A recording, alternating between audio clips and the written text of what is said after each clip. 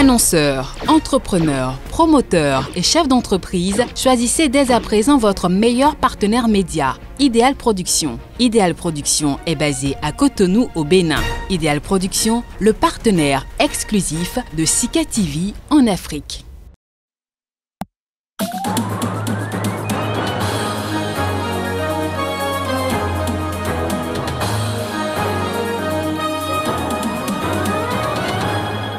Le Sénégal et l'Espagne font front commun contre l'immigration clandestine de départ des côtes ouest africaines. Le chef de gouvernement espagnol, Pedro Sánchez, est en visite à Dakar. Marche contre l'inaction de l'ONU face au massacre dans l'est de la République démocratique du Congo. La police a tiré du gaz lacrymogène et interpellé des manifestants. Un manifestant tué par balle.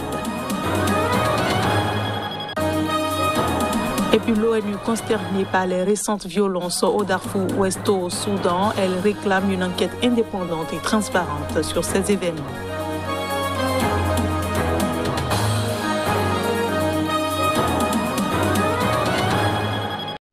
Voilà pour le sommaire de cette édition. Bonsoir et bienvenue à tous. Le Sénégal et l'Espagne ont affiché un front commun pour combattre ensemble l'immigration clandestine au départ des côtes ouest-africaines. C'est ce début de week-end lors d'une visite du chef de gouvernement espagnol, Pedro Sánchez, à Dakar. Les précisions. Les deux pays ont signé une déclaration conjointe réaffirmant la coopération entre leurs forces de sécurité et l'engagement de l'Espagne à doter de plus de moyens les autorités sénégalaises chargées du contrôle des frontières selon le gouvernement espagnol. Ils ont aussi signé 2 protocoles d'accord sur la gestion des flux migratoires et la migration régulière des étudiants ou des travailleurs saisonniers, par exemple. Mais c'est la main dans la main que nous pourrons maîtriser les mouvements migratoires et que nous pourrons ouvrir une nouvelle perspective, une migration organisée, afin que les emplois dont l'économie espagnole a besoin et que les Sénégalais peuvent satisfaire, nous puissions organiser ces mouvements migratoires. Les migrations sont une dominante des relations bilatérales. Les côtes sénégalaises sur l'Atlantique voient partir chaque année des milliers de migrants qui tentent de rallier l'Europe sur des pirogues au péril de leur vie et dont bon nombre touchent terre aux Canaries, archipel espagnol et porte d'entrée de l'Union européenne. Les deux pays coopèrent depuis des années et des forces espagnoles sont présentes dans le port de Dakar. Sánchez a salué une collaboration extraordinaire, mais l'Espagne voudrait voir le Sénégal reprendre les vols de rapatriement de migrants clandestins gelés depuis 2018. Les dirigeants ont indiqué que le sujet avait été abordé, mais sans plus de précision. L'immigration de milliers de jeunes faute d'emploi est aussi un fort enjeu de politique intérieure au Sénégal. Le gouvernement avait été vivement critiqué fin 2020 après la mort de dizaines de migrants en mer. Le président sortant de Djibouti a été réélu ce vendredi avec 98,58% des voix pour un 5e et théoriquement dernier mandat. C'est ce qui ressort des résultats officiels provisoires proclamés par le ministre de l'Intérieur Moumine Ahmed Cheikh. Avec 167 535 voix, soit 98,58% des voix, le président Ismaël Omar Guelleh est réélu pour un 5e mandat de 5 ans. Tels sont les résultats provisoires du scrutin présidentiel de ce 9 avril. Ces résultats ont été donnés dans la nuit de vendredi à samedi à la télévision publique RTD par le ministre de l'Intérieur Moumine Ahmed Cheikh.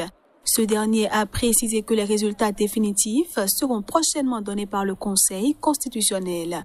Âgé de 73 ans, Ismaël Omar Guelleh se présentait pour un 5e et théoriquement dernier mandat face à Zakaria Ismail Farah. L'homme d'affaires de 56 ans, fraîchement débarqué en politique et dont les chances de victoire semblaient maigres, a obtenu moins de 5000 voix.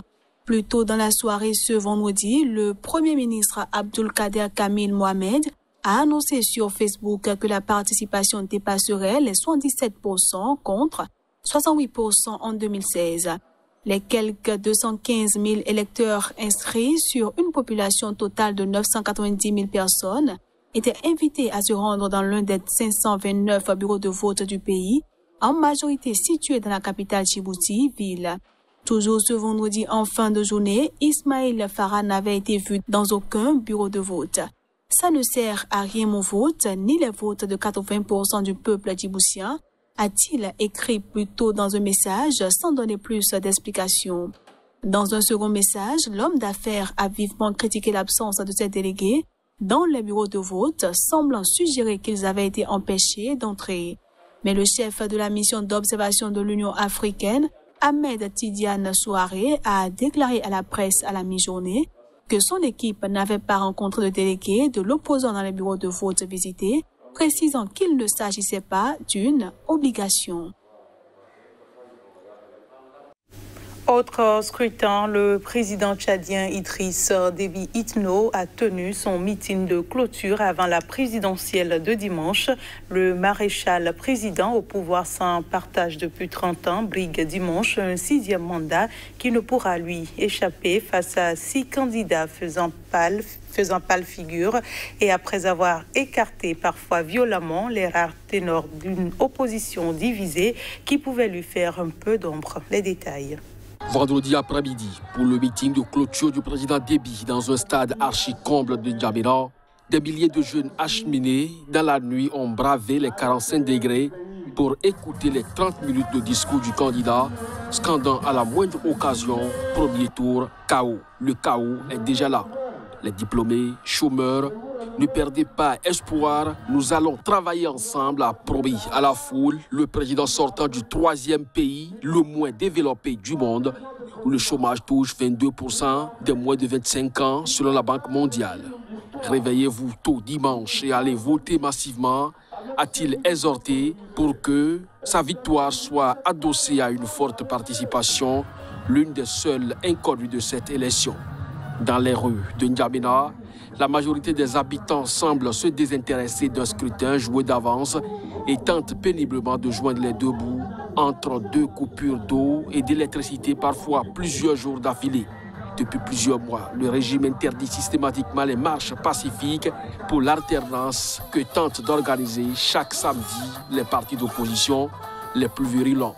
Et la redoutable police anti-émeute, le GMIP, disperse Manu Militari chaque début de rassemblement, lesquels n'attirent pas plus que quelques dizaines de convaincus ou téméraires. L'ONG Human Rights Watch a qualifié jeudi de répression implacable cet usage de la force. Le maréchal Déby fait campagne principalement sur la paix et la sécurité dont il dit être l'artisan dans son pays, mais aussi dans une région tourmentée.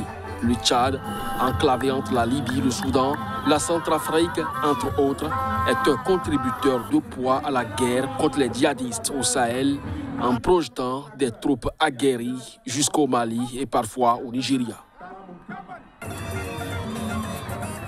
Je le disais en titre, le Haut Commissariat aux droits de l'homme de l'ONU s'est dit consterné vendredi par la résurgence des violences au Darfour Ouest entre tribus al-Masalite et les tribus arabes. Il a réclamé une enquête indépendante et transparente sur ces événements. Le Haut Commissariat fait état d'un bilan de 87 morts, de plus de 191 blessés et de milliers de personnes forcées de fuir leur logement dans la résurgence des violences au Darfour Ouest. Le porte-parole du Haut Commissariat s'est dit également perturbé par le progrès très lent pour trouver les responsables de ces violences et celles qui ont précédé, en dépit des appels répétés des victimes et de leurs familles. Selon Martha Otado, la porte-parole du Haut Commissariat, le 5 avril au soir, les rues d'El Geneina, capitale du Darfour Ouest, étaient jonchées de dizaines de corps, y compris de femmes et d'enfants. Les autorités ont une nouvelle fois manqué de mettre fin aux affrontements malgré la présence robuste de forces de sécurité dans la ville même, et l'ONU appelle les autorités à jouer pleinement leur rôle de protéger les populations sans discrimination, a-t-elle ajouté. Un hôpital et un site de l'ONU ont été endommagés. Le Haut Commissariat a appelé au désarmement des tribus responsables des violences. L'ONU reconnaît toutefois que les autorités ont pris des mesures pour contenir la situation et elle a salué l'engagement du gouvernement à s'attaquer aux racines de la violence et en particulier les querelles liées au foncier, au pâturage et à l'accès à l'eau. En janvier, 2 semaines après la fin de la mission de paix conjointe de l'ONU et de l'Union africaine MINUAD au Darfour, des affrontements similaires avaient fait plus de 200 morts, la plupart au Darfour Ouest. Le conflit a éclaté dans cette région en 2003 entre des forces du régime de l'ex-président Omar el-Béchir, destitué en avril 2019 sous la pression de la rue, et des membres de minorités ethniques s'estimant marginalisés. Et puis dans l'est de la République démocratique du Congo, un manifestant a été tué par balle. C'était lors d'une marche contre l'inaction de l'ONU face au massacre.